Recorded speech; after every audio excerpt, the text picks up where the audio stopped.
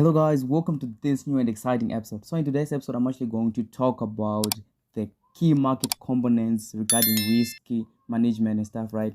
So the first thing that we're actually going to talk about is the win rate. Then we are actually going to talk about the risk reward ratio, right? So before I talk about those concepts, I need to Google here and see what they mean. So let's first by finding out what sorry about that sound, like about forex winning rate. Okay, so it's actually already searched here, so I'm going to search here. So yeah, I'm not finding anything. So here is where I found what is win rate. Okay, and I want to give credit to babypeeps.com. It's their definition. Okay, so as you can see right here, win rate, which is also known as the success rate or a hit rate, is the percentage of winning trades out of the number of trades executed, right? So it's win rate is actually probability, right? It's a percentage of what you can actually make on whatever the number of trades that you actually take in percentage, right? So now you see where we are going, right? So supposedly you take 10 trades, right, and you win 4 of the 10. It definitely means that you have a 40% win rate, which is considered bad by some people. But we are going to talk about the risk reward ratio as to how you can actually combine them, right? Okay, I'm explaining this before I talk about the synthetic indices on Deriv, right? So let's Google what the other term means, which is actually the risky reward ratio, right? So as you can see right here, I want to give credit also to investopedia.com is their definition, right? So the risk reward ratio marks the prospective reward an investor can earn for every dollar they risk on an investment. Many investors use risk reward ratios to compare the expected returns of an investment with the amount of risk that they must undertake to each, right? Whatever. Okay, so this risk reward ratio, we're actually talking about 1 is to something. So we are comparing to each every other dollar that you invest to how much you can earn, which is the possibility of how much you can actually earn. So right now we know what risk reward ratio means and the win rate, right? We need to talk about their relationship before we talk about anything.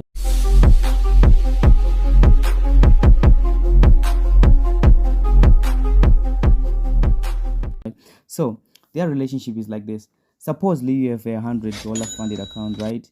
And your winning rate is 40% on a $10 stop loss per trade on a risk reward ratio of 1:5.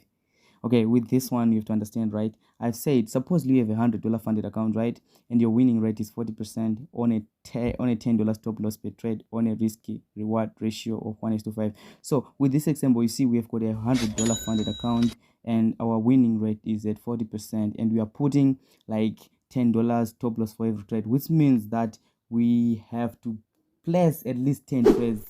For us to blow this $100, we have to place 10 trades, right? Considering that our stop loss is at $10, right? And the risk reward ratio is 1:5.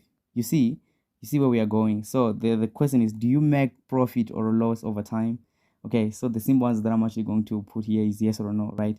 Let us find out. So with this $100 account, according to this statement, you win 4 times out of a 10 times, right? And for those 4 times, $50 as per the risk reward ratio of 1:5 times 4 times, which gives us $200. Okay, so you see where the math is actually going, right? You have a $100 account and you win 4 times. Then on those 4 times, you have a risk reward ratio of 1:5, which means for those 4 times that you win, you are going to make $200. While at least you have funded a $100 account, right? So for those 4 times, if you win them, right, you are going to make $200, right? No matter what, considering that your TP is hit at the 5 ratio thing, right? So now you see that with the winning rate of Okay, you guys, I whatever don't want to lie. amount that I'm you actually have, drinking you can still traditional make beer money, here. right? It all comes to the risk reward ratio that you place on your account. Sometimes you may place it at 1:20. You risk $1 to get $20. Then if you are risking $10, you would want to make something like 10 times. Okay, something like 200, right? So that's it. That's it all about this risk reward ratio, right? So right now let's shift to the synthetic indices on dairy, right? Okay, this one is a bit tricky because we don't have to give ourselves pressure, right? So I'm going to express this as like the amounts that you fund. Okay, so I want to talk about this great thing, right? So first things first, right? So one of the things that you should do is to make at least 10 trades per your funded amount, right? So suppose you fund $10, it means that your stop loss will be at $1, right? I'm talking about Deriv so that we can actually make money on Deriv, which was something that was working out for me. So this one is not ideal, right? The $10 example, but I'm actually going to use it as an example, right?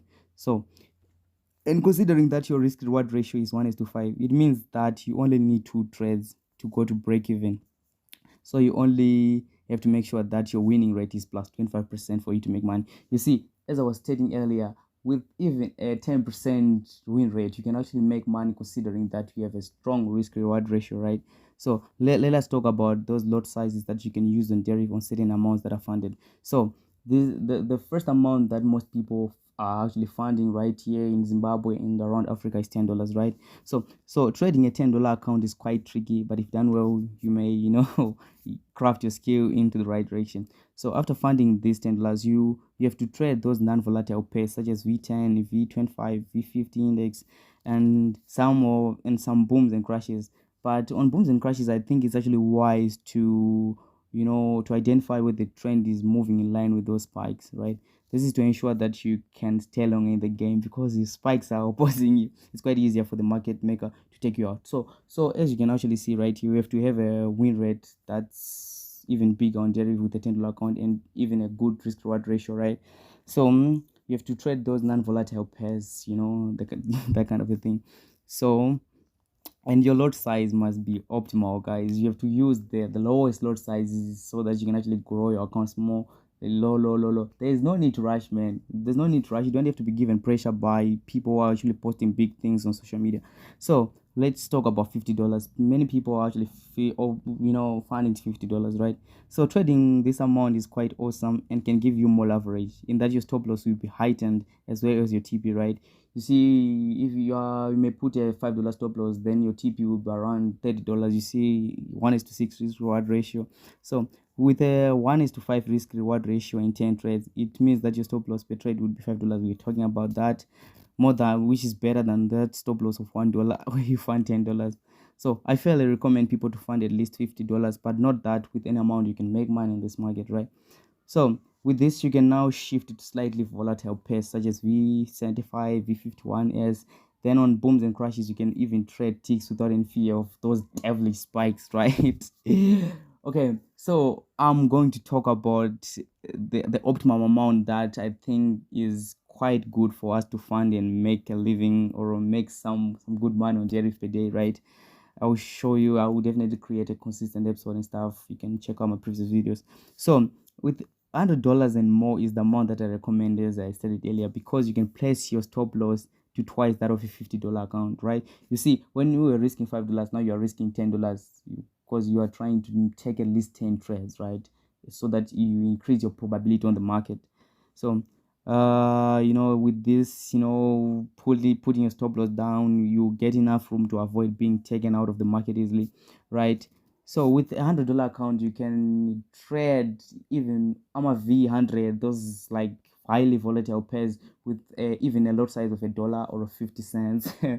But I don't recommend that. You can actually use 50 cents. That's better. Dollar is just too much. You'll be wiped out easily, even if you are on the other side of the liquidity. So this is what I say today. You definitely continue on this risk reward ratio. We'll definitely create a series where we trade live, right? Okay, love you guys. Please make sure you hit the subscribe button, comment, like, and share. Tell me what you think.